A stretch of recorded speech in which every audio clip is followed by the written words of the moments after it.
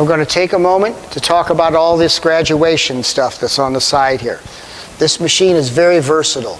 I won't say it can walk on water, but it is a Catholic school that we're at now, and possibly a good tool and die maker could come pretty close with that.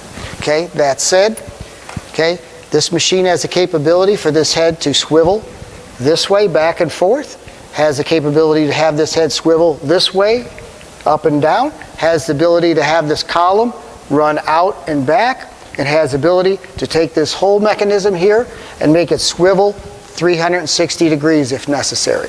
So this machine is very versatile. Also on our machine for training purposes, this is a Kurt style vise on our machine. This particular vise, we put soft jaws in there. We remachine them before the beginning of each semester. We tram in our machine to make sure it's centered and well located as far as how it is in reference to the world and to the top of this vise. They call that tramming in. We indicate our vices in to make sure they're straight. We also make sure that our vice jaws are parallel to the machine itself, to the quill. And we remachine our slot here at the top with a bar in there, taking into consideration any play that we have in our movable jaw. And we remachine the sides of these so that everything is as perfect as it can be when the students come in to get started. We also have added, since my coming to the school here, we've added this vice stop on this side. It has a tightening device, which I'm going to pause the camera and show you. I'm going to go over our vertical milling machine and the different components of it. We have here Jet brand vertical milling machines, which are nothing more than a Bridgeport clone. Bridgeport being one of the first machines, I believe, that, as I understand it, that were built of this style and configuration. And these are an exact match and copy of those machines. Several companies have duplicated the Bridgeport style of machines over the years. Our particular machine, we've done a few modifications on this machine in reference to things. We have a clone Kurt vise here that we're using.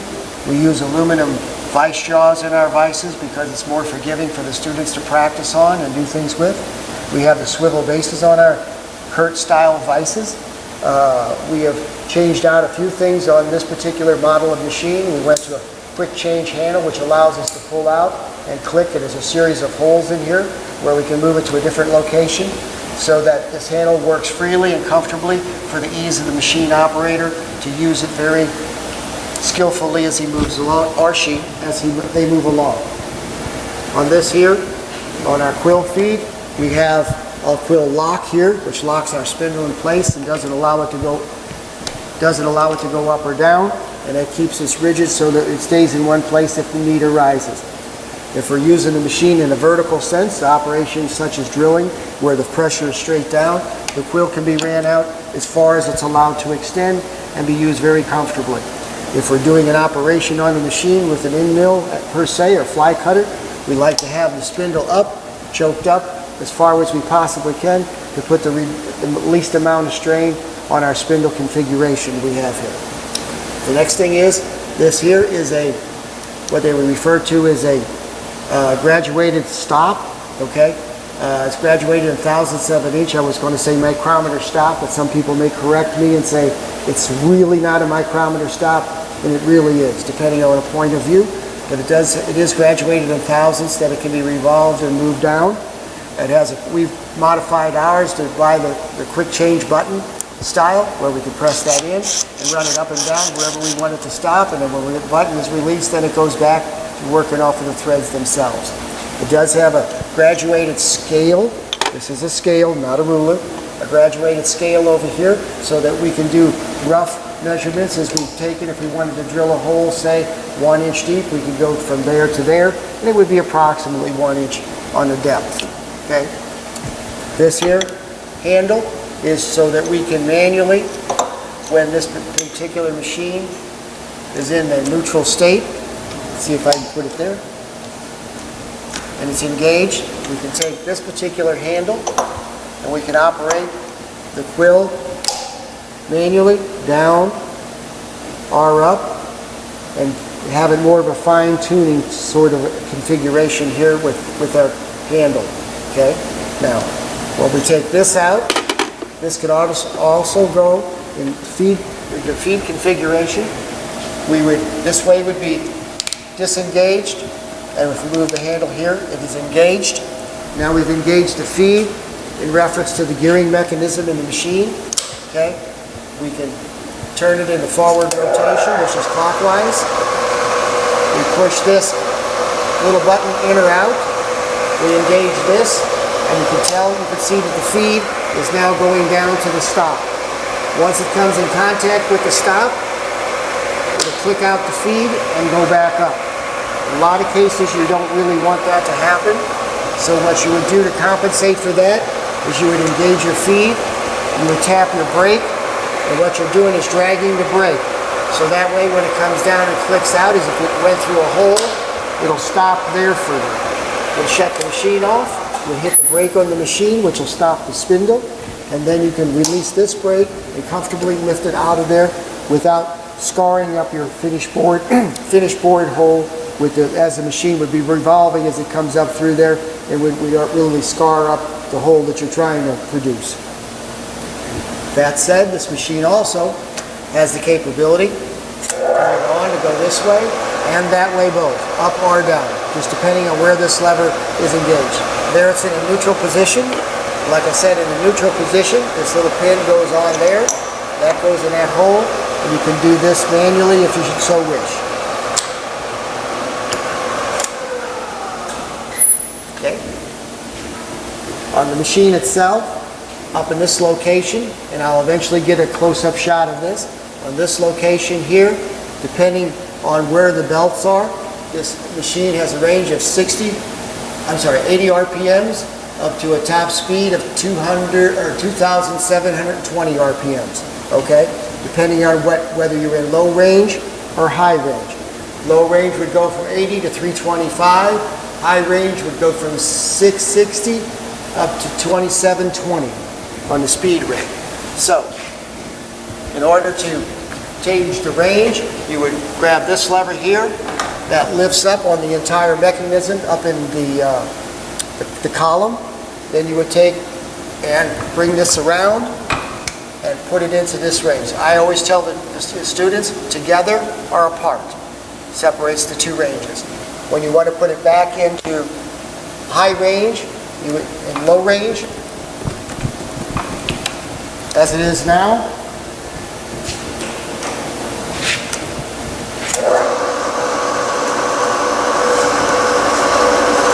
you can see that the handle is traveling much more slowly, as well as the spindle is as well. Okay? Then when we want to put it back into high range, we would take the levers and we would go this way with this one, that way with that one. And sometimes you got to turn this till you hear a click. Let's see if I can get it to do it. Yep. Let's see.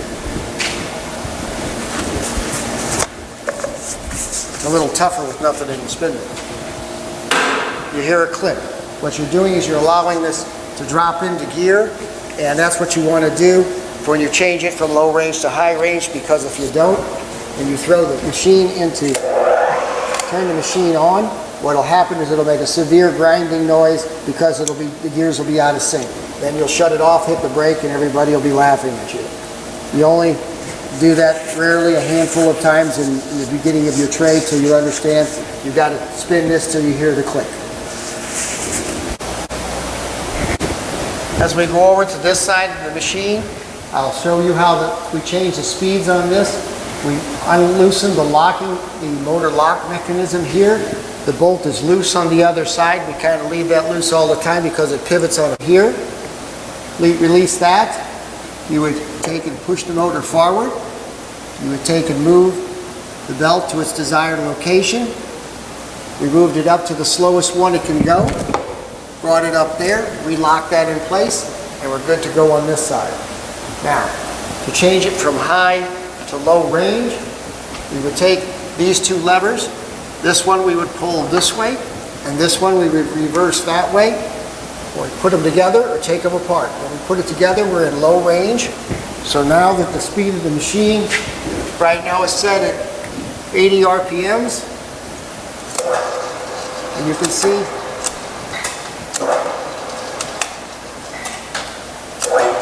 that the machine is going clockwise and going at 80 RPMs or as slow as the machine can go.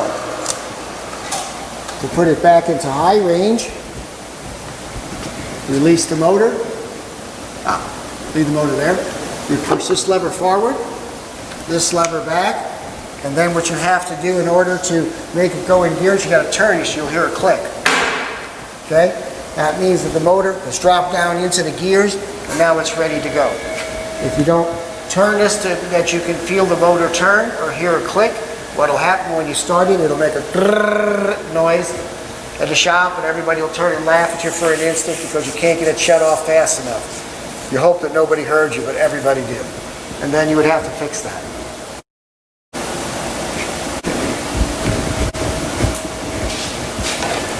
On our machine, like I said, we've done a few modifications.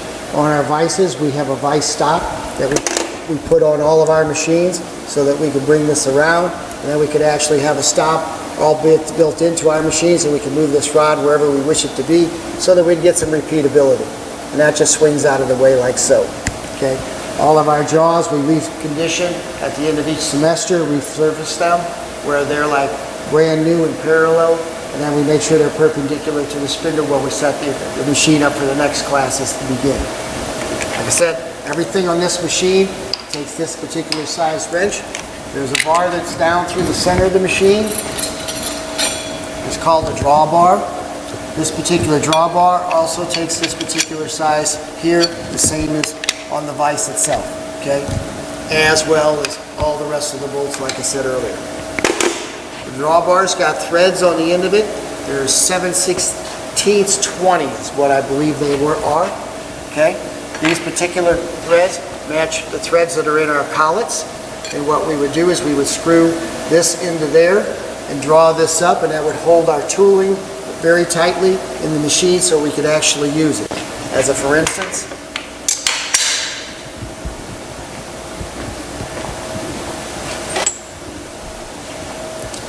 I'm going to grab an end mill at random, okay? Put our drawbar back in.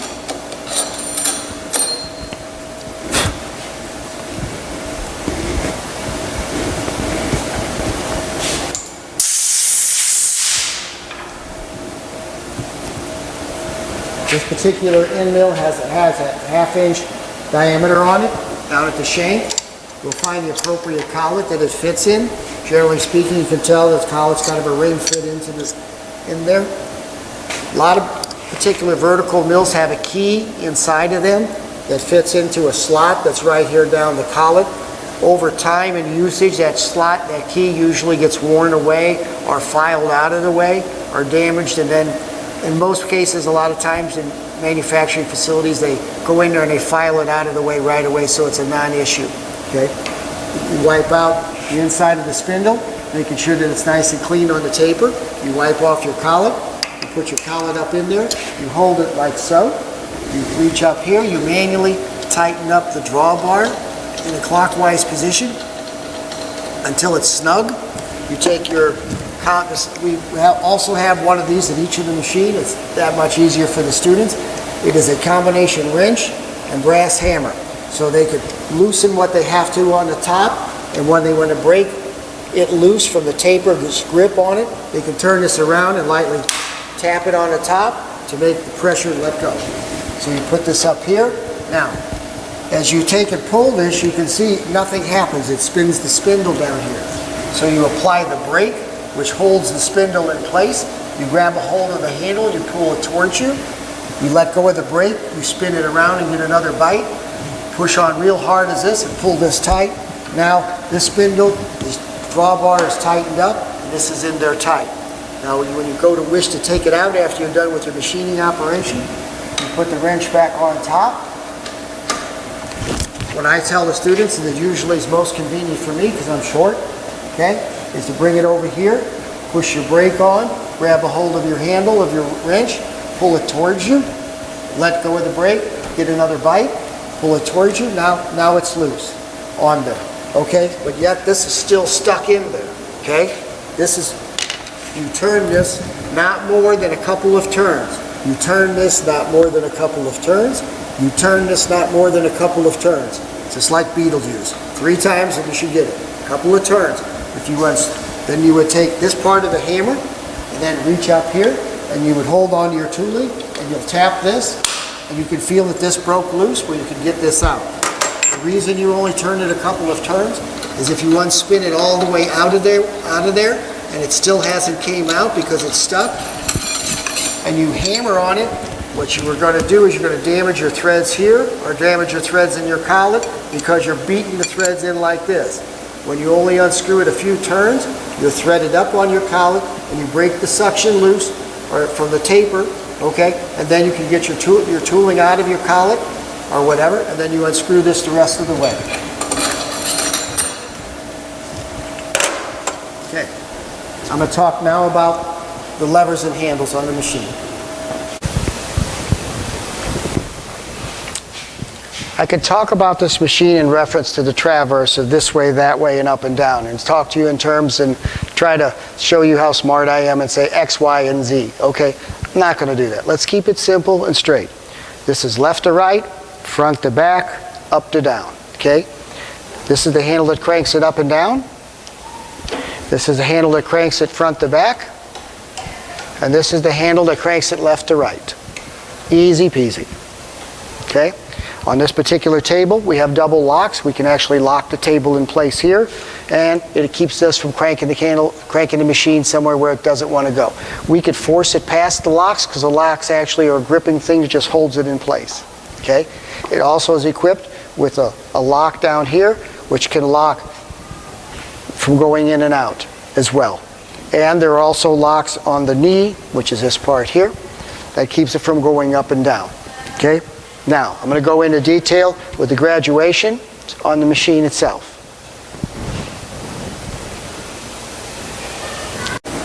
On our particular machine here, with all Bridgeport style machines, this particular thimble is graduated in thousandths of an inch. Each mark on here represents a thousandth of an inch. A full turn of the crank from there all the way around, a full turn of the crank is 200 thousandths of an inch. Okay? On here, this thimble is set up the same way. Each mark on this particular thimble is thousandths of an inch, and a full crank on this lever here, in or out, is 200 thousandths of an inch. On the vertical handle, okay, when you would crank on this, same way, it's graduated within thousandths on a satin chrome dial, same as the others. You crank one full crank up on this moves 100 thousandths of an inch. On the crank itself, this here has a friction tight locking mechanism. So this will turn like this. When you loosen this finger tight, this will spin wherever you want it to be. Okay? So you will take, and if you're in a particular position, you can zero this, snug that up, finger tight, and then you can move this, and each one of these marks on here is a thousandth of an inch. That would be 10 thousandths, 20 thousandths, 50 thousandths, 100 thousandths, and 200 thousandths. Okay? Now, one of the most important things on these handles is backlash. Okay? Backlash is the amount of play that's in the gearing mechanism in this particular machine. Okay? For this particular machine, looks to be have somewhere of about 10 thousandths of backlash, give or take.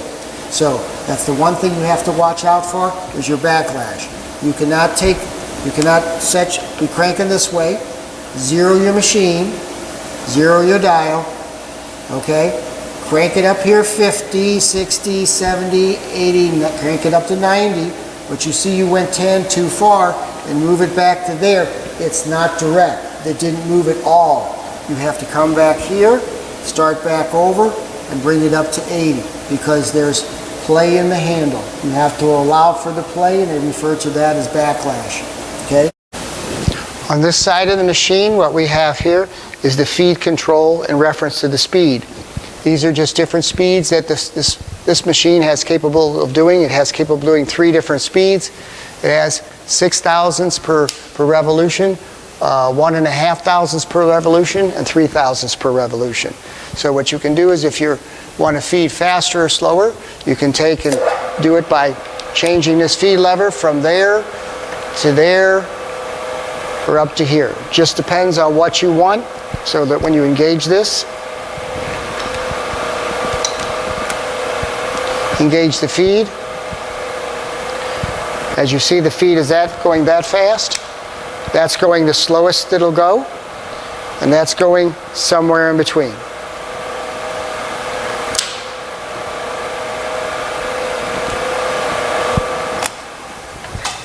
Okay. Also on the front of the machine, I'm now going to go over how to load the tooling into the machine.